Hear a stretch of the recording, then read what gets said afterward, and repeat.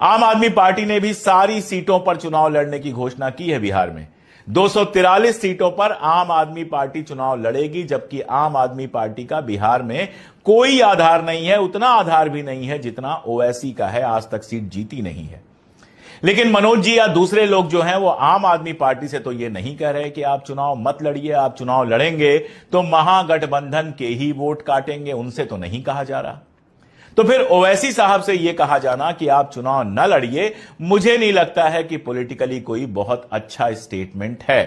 अगर ओवैसी को वो महागठबंधन में शामिल नहीं करते हैं तो ओवैसी अलग से चुनाव लड़ेंगे। अलग से चुनाव लड़ेंगे तो कितनी सीटों पर लड़ेंगे कोई नहीं जानता।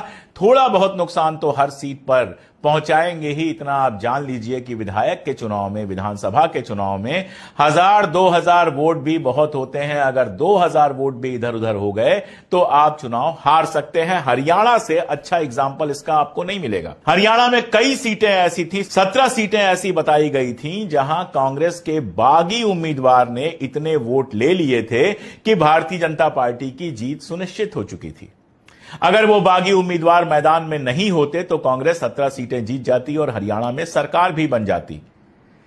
लेकिन बागी लोगों को संभाला नहीं गया, उनसे बात नहीं की गई। नतीजा यह हुआ कि हरियाणा में कांग्रेस बुरी तरह से चुनाव हार गई और उन्होंने कोई बहुत ज्यादा वोट नहीं पाए थे। 2-5 लोगों को छोड़ दीजिए तो ज्यादातर 2000 से 5000 के बीच में वोट पाने वाले लोग थे। लेकिन इतने वोट, जैसा मैंने आपसे कहा, विधानसभा में बहुत ज्यादा हो जाते हैं और वो नुकसान इतना बड़ा हो जाता है कि जीतती हुई सीट आप हार जाते हैं।